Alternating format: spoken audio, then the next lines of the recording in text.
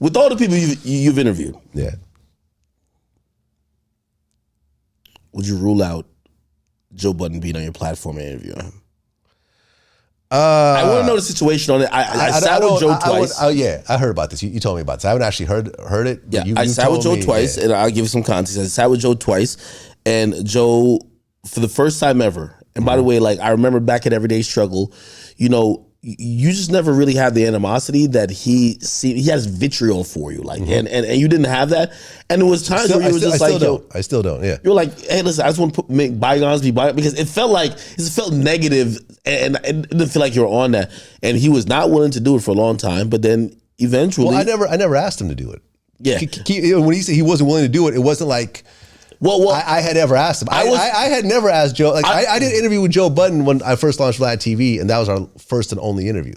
I've never asked Joe to come back or do an interview or anything of that sort. Well, obviously, I was a middleman of sorts in the sense of I'm cool with you, I'm cool with him, and in the world that I operate, it would be great if we're all aligned, because it'll probably benefit me more, right? Yeah.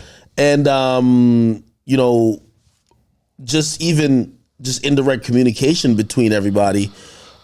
He was very I'm not with that. Like I don't like that nigga. That was his opinion at first. So when he said he was open to sitting down, I'm like, oh, that's interesting.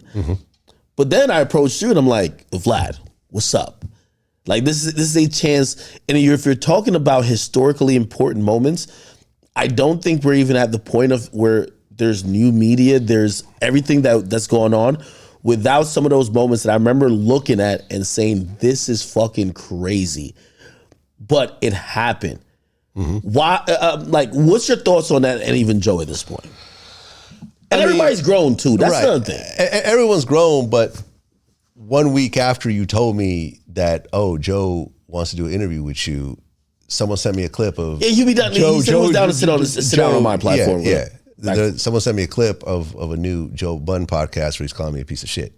So I'm supposed to sit down with someone who's still doing it. You don't think that's a little bit performative though? It could be or could not be, but my whole thing is that, number one, I'm not going to sit down. I've never really sat down with anyone where there is active animosity between the two of us. But what about resolving? But that could be done before the interview. Now, I've sat down with people that I've resolved problems with, and then we went and, you know, like me and Charlemagne. Me and Charlemagne had issues at one point, right? If you notice, we didn't fuck with each other for a couple of years. And then at one point we got on the phone and we resolved our issues. The first thing he did was apologize to me. He said, I'm sorry for, you know, based on our friendship, I'm sorry for going on a podcast of someone who doesn't like you and telling the world that I'm not fucking with you and I'm not doing your show anymore. And he goes, I should have never done that. If I felt that way, I should have told you personally, because at the time we were trying to schedule interviews with us and he was like, no, we're going to do it. I'm just busy. No, we're going to do it. You know, he was giving me kind of like, I'm thinking we still cool, and then he goes and does that, and I felt like hurt as a friend. I mean, I celebrated my 40th birthday with him. You know what I mean? He'd been in my house, he'd met my family, so I felt hurt.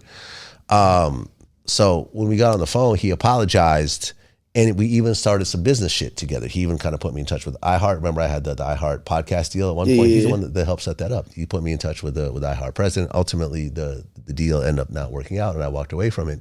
But I appreciate the fact that he put his neck out and actually set it up. I appreciate the president of iHeart that actually, you know, did everything with me. I would never badmouth anybody, but like we had built up a level of trust and rapport with one another. And it also goes back of years of history of us actually being cool with each other and us being friends. And I'm the first one to put him up on a non-local platform. I put him on a mixtape back before anyone knew about him, when he was in South Carolina, before Wendy Williams found him. So it goes back. Am I just going to sit down with a Joe who's been constantly talking shit about me year after year after year? And also, I think what Joe accepted is that you won't go away. I think there's a thought that Vlad TV would not be. You remember when they used to like forecast, be like, yeah, the Vlads of the world is going to be out of here by blah blah. And what it's turned out to be the opposite. The opposite. It just got bigger. I always say this line: the stone that the builder refused becomes the head cornerstone. Right, Everybody who people shout out said, to Bob Marley. yeah, the person who you hated the most, they're now the most important. Yeah. And I think that's why he's like, I think Joe's in a different place of his life. And that's why I said that might be performative, because when he said he's down to sit down with you, I think that means he's down to come to a medium where there isn't, and I know you said there hasn't been animosity on your side, but I think I think he wants to get to a place of decency. Where even if he did, right, but you don't get that place by calling a person a piece of shit a week later. Here's the thing, right? We all don't have to get along.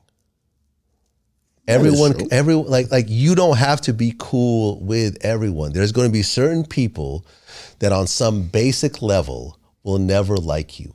It don't matter if y'all work it out.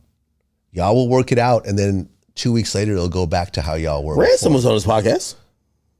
Yeah. But Ransom, also said some shit about me. you know what I'm saying? But hold on though. Like, see, that gets into like how I've been with other artists. I can't be so mad at me. I remember when 6ix9ine and Casanova got cool. I was like, Cass, you can't be so mad at me when you were really mad at 6ix9ine. Like, I was only the middleman. Yeah. If y'all are cool, our beef should be done. Like, you guys can't be any beef anymore if you're cool with the motherfucker you was going at. There's never been beef on my end. You see what I'm saying? When have I gone out of my way to trash Joe and whatever he does? When have I ever even brought up his name myself?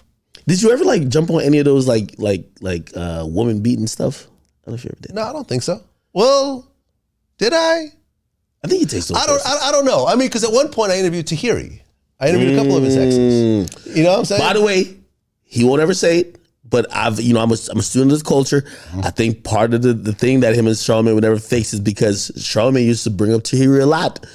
They had some real close personal. That was his. If we look at Joe Budden's dating history, that's the chick.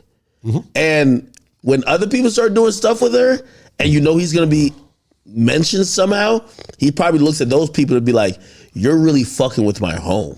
You're doing stuff with her."